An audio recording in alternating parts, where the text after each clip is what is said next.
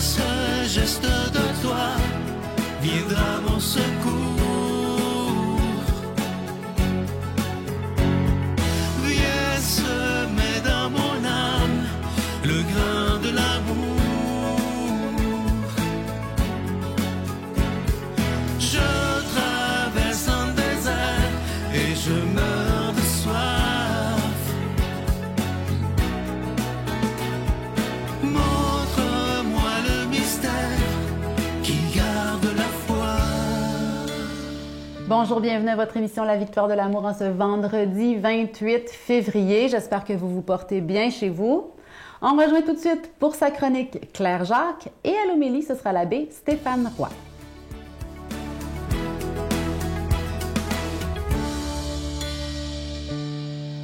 En ce vendredi matin, mes chers desserts, j'en profite pour vous dire à quel point j'apprécie nos rencontres. Je suis ravie de ça. Puis je vous l'ai déjà dit, depuis que je suis à la Victoire de l'amour, ma vie a beaucoup changé de belle façon. Il y a plein de belles choses qui se passent. Et entre autres, vous participez à mes chroniques. C'est tellement extraordinaire. Vous m'envoyez des suggestions pour des futurs sujets.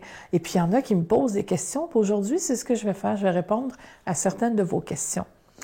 Première question. Quel est votre rapport avec la mort, avec la fin des choses? Avez-vous peur? Mon rapport avec la mort est un peu particulier parce que j'accompagne des gens en fin de vie. J'accompagne aussi des gens qui vivent des deuils. Et je suis célébrante pour funérailles. On va se dire que la mort, c'est quelque chose que je côtoie assez régulièrement quand je ne suis pas en train de tourner, quand je ne suis pas en train d'exercer mon métier de comédienne. Le rapport que j'ai avec la mort, c'est que si vous me demandez si j'ai peur de mourir, c'est pas la peur de mourir, moi, qui est le champ de bataille, je dirais. C'est plus la peur de mourir seule, ou la peur de souffrir très, très, très longtemps et d'être dépendante de d'autres personnes. C'est plus ça qui m'inquiète, et non pas le passage à trépas comme tel. On ne sait pas ce qui se passe de l'autre côté, mais je trouve ça bien excitant, moi. Ça ne veut pas dire que j'ai hâte de mourir, ça veut juste dire que quand ça va arriver, je pense que je serai prête. Je crois que je le serai, et de rencontrer Dieu enfin, d'une façon éternelle. Je ne sais pas ce que ça va donner, mais juste ça, ça me donne espoir que les choses vont bien se passer. Autre question. Avez-vous déjà voulu être religieuse? La réponse, c'est oui. À 15 ans, j'étais à l'école secondaire, je finissais mon secondaire, et notre professeur de religion, on appelait ça comme ça, le cours dans ce temps-là, Monsieur Calvert, nous avait trouvé un monastère pour garçons et un monastère pour filles où on pouvait aller faire des retraites. Moi, je suis originaire de Sherbrooke, donc il avait contacté le monastère des Clarisses, donc les sœurs de François d'Assise, et puis il avait demandé si j'envoie des jeunes filles faire des retraites, est-ce que ça vous convient? Elles étaient enchantées.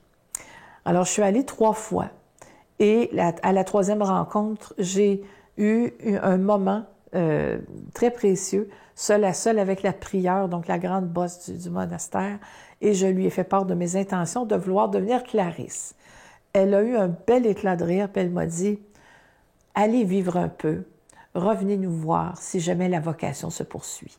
Mais là, vous êtes trop jeune. » Et là, ça, c'était mal connaître Claire Jacques, là, la têtue, la fatigante. Parce que moi, j'avais lu que Sainte Thérèse de l'Enfant Jésus, elle avait été admise au Carmel à 14 ans. Alors, pourquoi on ne m'accepterait pas à 15 ans? Je lui dis ça. Et là, elle m'a regardé dans les yeux, puis elle m'a dit, « Claire, la vie monastique, la consécration à Dieu, c'est pas un échappatoire. Si vous trouvez la vie difficile, réglez vos affaires. » Alors, j'avais trouvé ça dur, mais je la remercie à tous les jours, cette mère-là, cette prieure-là, de ce qu'elle m'a dit. C'est vraiment Dieu qui a parlé en elle et qui m'a redonné un petit brin de sagesse pour continuer à faire ma vie, entre autres avec vous à faire ces chroniques. Donc là-dessus, continuons à chercher Dieu partout et à lui laisser de la place pour qu'il nous trouve. Bonne fin de semaine. Notre Père qui es aux cieux, que ton nom soit sanctifié, que ton règne vienne, que ta volonté soit faite sur la terre comme au ciel. Donne-nous aujourd'hui notre pain de ce jour. Pardonne-nous nos offenses, comme nous pardonnons aussi à ceux qui nous ont offensés. Et ne nous laisse pas entrer en tentation, mais délivre-nous du mal, car c'est à toi qu'appartiennent le règne, la puissance et la gloire pour les siècles des siècles. Amen. La Victoire de l'amour vous invite à célébrer 30 ans d'amour au Centre Vidéotron de Québec, le 24 mai 2025, de 13h à 17h. Avec Mélissa Bédard, Patrick Normand, Nathalie Laure, Guylaine Tanguay et la présence exceptionnelle de Michel Thor. Témoignages et conférences avec Sœur Angèle, Dominique Bertrand, David Bernard, Christine Michaud, Martin Larocque, Claire Jacques, Victor et l'équipe de la Victoire de l'amour. Billets en vente maintenant sur lavictoiredelamour.org.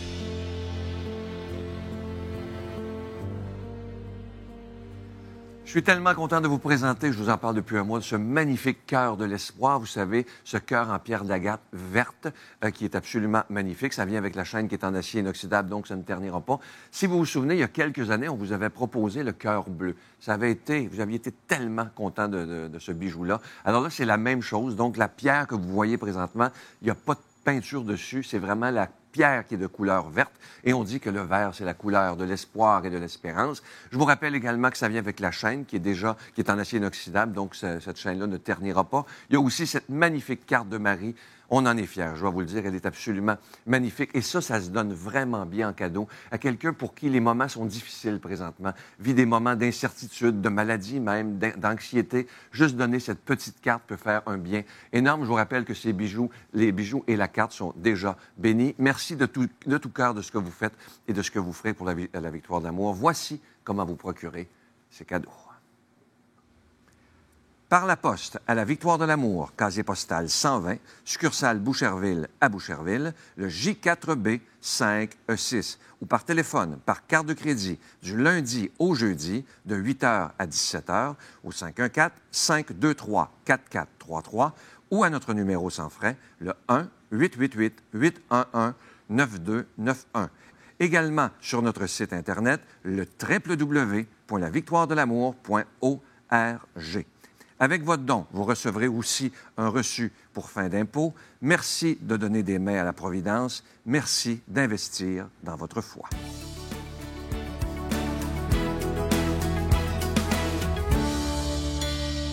Mon Dieu, donnez-moi la sérénité d'accepter les choses que je ne peux changer, le courage de changer les choses que je peux et la sagesse d'en connaître la différence.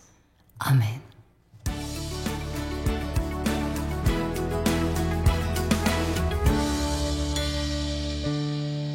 Bonjour à toi, bon vendredi. L'évangile aujourd'hui est tiré de l'évangile de Marc au chapitre 10. C'est un évangile qui est touché. Qui est touché. Pourquoi? Parce que, il affronte une question très délicate dans la religion. Il s'agit du mariage. Il s'agit du mariage et du divorce. Et on parle de ça à Jésus. On parle de la loi de Moïse, puis on lui demande qu'est-ce qu'il pense. Puis, on sait l'histoire. Jésus dit, Moïse a fait des concessions à cause de l'endurcissement de votre cœur. Mais voici. Et il dit, celui qui renvoie sa femme pour en épouser une autre est coupable d'adultère envers elle. Mais, si tu me permets, je vais sauter les deux pieds dans la mare. Est-ce que c'est vraiment à cause de l'endurcissement du cœur? Sans doute que, je ne veux pas contredire Jésus. L'endurcissement du cœur, ce n'est pas tellement dire « t'as le cœur dur, t'es un mauvais, t'es un ci, puis t'es un ça, t'es un pécheur ». C'est pas ça.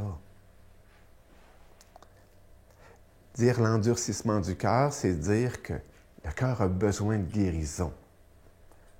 Je changerai vos cœurs de pierre en cœurs de chair. C'est vraiment une constatation, à partir d'une parole de Dieu, de dire « Votre cœur est malade et je viens comme sauveur le guérir. » Premièrement. Mais Jésus sait, et il est très loin d'ignorer, que les relations humaines sont complexes. Hein? Parce qu'il sait une autre parole de l'Ancien Testament qui dit « Le cœur de l'être humain est compliqué et malade. Hein? » Combien de fois, moi, je me dis « Mon Dieu, que c'est difficile de comprendre les autres. J'arrive même pas parfois, moi, à me comprendre. » Puis, je me rappelle des chroniques que j'ai pu faire avec toi sur, justement, essayer de comprendre l'autre. Parce qu'on essaie parfois de comprendre l'autre à travers nos paradigmes à nous. Mais lui, il a ses paradigmes. Elle a ses paradigmes. Alors, essaye de prendre sa grille à elle, sa grille à lui, pour pouvoir comprendre cette personne-là. On sait que les églises chrétiennes vont avoir des interprétations sur ces textes-là. Il y a des églises qui vont avoir, par exemple, une position assez rigide. Dire non, on ne peut pas se remarier. Pour montrer le caractère indissoluble du lien. Mais il y a d'autres églises qui, sans nier ce caractère sacré, ce caractère indissoluble, pour montrer que c'est l'idéal à atteindre, qui vont dire que on ne peut pas envoyer tout le monde chez le diable, mais puisque le désir de Dieu, c'est sauver tout le monde, et que l'Église ne peut pas faire autrement que le désir de Dieu, donc de sauver le monde, vont adopter une attitude pastorale, de miséricorde, en accordant d'autres chances. C'est entre autres la position de l'Église orthodoxe qui vont permettre un deuxième mariage, puis parfois même un troisième mariage. Honnêtement, j'ose dire que j'aime de plus en plus cette position-là. Pourquoi? Bien, parce que, d'une part, dans la vie, on change. Puis parfois, l'autre personne avec laquelle on est ne change pas comme nous, ou ne change pas dans le même sens que nous. Puis, parfois, c'est mieux de dire, bien, parce qu'on s'aime, parce qu'on ne veut pas se faire mal, bien, on va prendre chacun notre chemin. D'autant plus que les vies humaines sont de plus en plus longues. Ça, c'est la deuxième chose. La troisième affaire que je pourrais dire, c'est aussi l'immaturité. Honnêtement, non seulement les gens que j'accompagne, je commence à connaître un petit peu l'être humain, moi, avec pas les centaines, les milliers de personnes que j'ai pu accompagner dans les retraites ou à la prison, mais aussi à travers ma propre expérience et mes propres engagements. Il faut reconnaître qu'il y a eu beaucoup d'immaturité. Alors, on donne ça à Dieu et on lui demande sa bénédiction. Amen. Je vous salue Marie, pleine de grâce. Le Seigneur est avec vous. Vous êtes bénie entre toutes les femmes, et Jésus, le fruit de vos entrailles, est béni.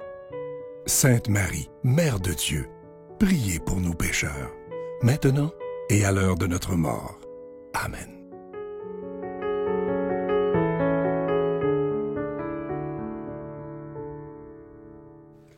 Aujourd'hui, je nous invite à faire attention aux mots que l'on prononce, à notre manière de nous adresser aux autres.